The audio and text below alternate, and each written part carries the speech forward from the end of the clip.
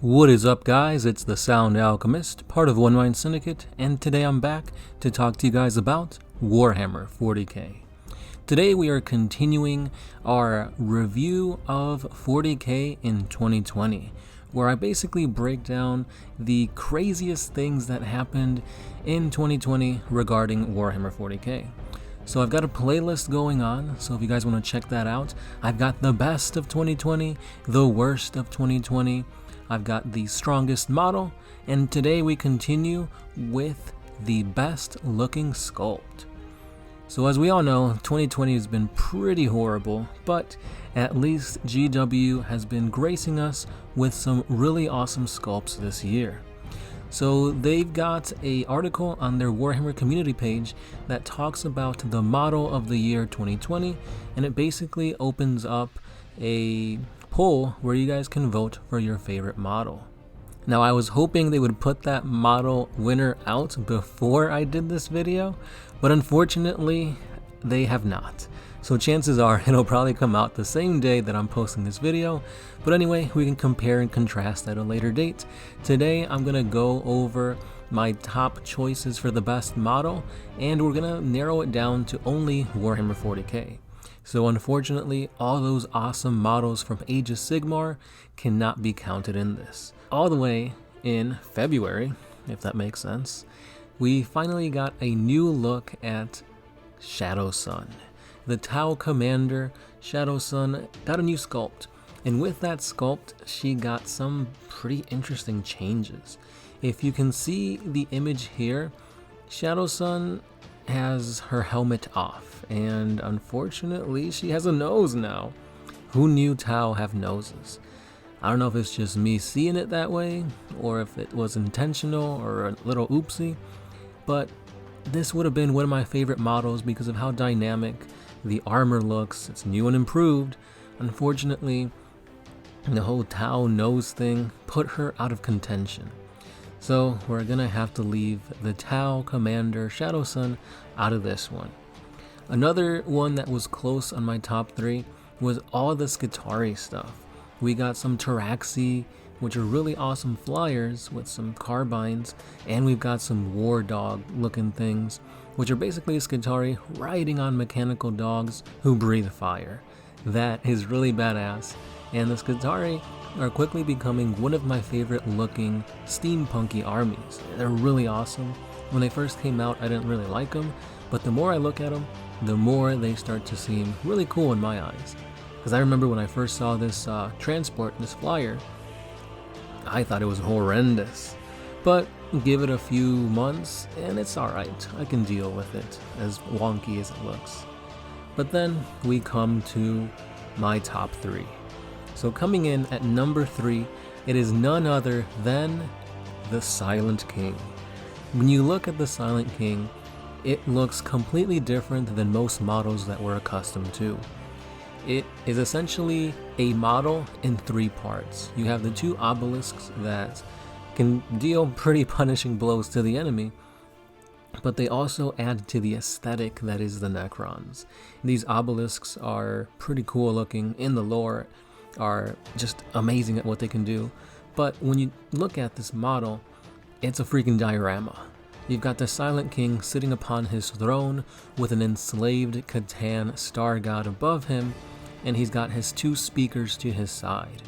This model is dynamic looking when you first lay eyes on it, like I said earlier.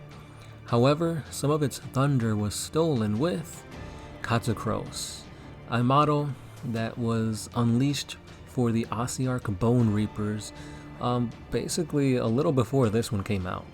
So if I would have never seen that model, maybe the Silent King would have been higher in my list, but these 2 models are almost the same thing. The Ossiarch Bone Reapers are pretty much the Necrons in Age of Sigmar. So, like I said, it kind of stole his thunder, and because of that, the Silent King was only my number 3 choice. Moving on to my number 2 is another model that is also within the ranks of the Necrons. It is none other than the Catan Shard of the Void Dragon. This model looks phenomenal. It's dynamic, the pose is very regal and celestial looking, the I don't even know what to call that. Like, the pixelation in the necrodermis is just amazing. The head, I agree, that's what brings it down to number 2. I don't really agree so much with the head, but it's got these amazing wings, it's got a serpentine tail, and it's got a spear. For something called the Void Dragon, it doesn't really have many dragonic parts on him, the wings and the tail being the most dragon-like thing on him, but still, for an ancient star god, this one is really badass looking. I love everything about it. The lore is really great for the Void Dragon, and it's a very powerful unit on the tabletop as well. But unfortunately, that weird looking head is what puts it in at number 2, because when you look at the other Catan, the Deceiver looks pretty badass, and the Nightbringer is really awesome looking as well. But then you look at the Void Dragon and you're like, what happened to its head? So that's why it's number 2. And finally, we come to my number 1 best sculpt in all of 2020. And I have to give it to none other than the Prophet of the Wall, Ghazghkull Mag Uruk Thraka. This guy has been upgraded so much from his old sculpt.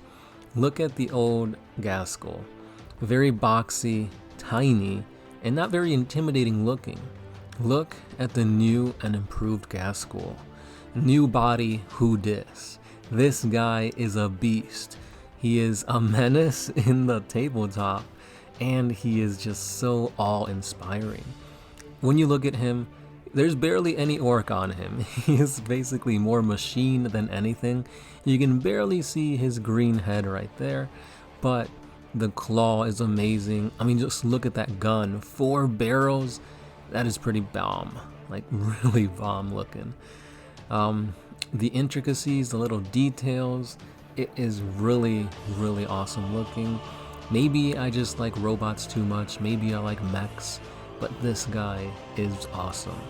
And he's huge. When you play Ghazghkull in an army, clearly your eye will go to him. He is such an awesome model, and that is why he became my number 1 choice for the best sculpt. And him having that like wound cap on him helps really to be on the tabletop longer, so you can see him in all his glory much longer. And those were my top choices of the best sculpts in 2020. There were a lot to choose from. I mean, look at the Indomitus box set. Every single model in that is a new sculpt, and there were a lot of really badass looking ones. Like, you got the Necron War of the World looking constructs, which are pretty badass, but still, the Silent King was amazing. It had its thunder stolen, but still, really badass looking model. The Void Dragon is just so amazing with the whole pixelation in his sculpt. Like, GW is improving each and every year at how to make their models look more badass, and that is 100% guaranteed when you look at Ghazghkull. I mean, comparing the old sculpt to the new, it's like night and day. But I want to know what you guys chose to be the best looking sculpt in 2020. Is it Ghazghkull? Maybe it was a Sister of Battle. I want to know down below. Or if you agree with Ghazghkull, let me know too. And also, if they haven't announced the best looking sculpt yet, I will put a link to the Warhammer community page so you guys can cast your vote. So, that's all I got for today, guys. Stay tuned for more Warhammer 40k videos as we dive into the new year.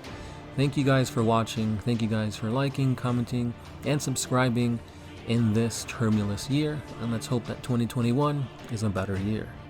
As I said before, I have been the Sound Alchemist, part of One Mind Syndicate, and I will be catching you guys in the next one. Peace.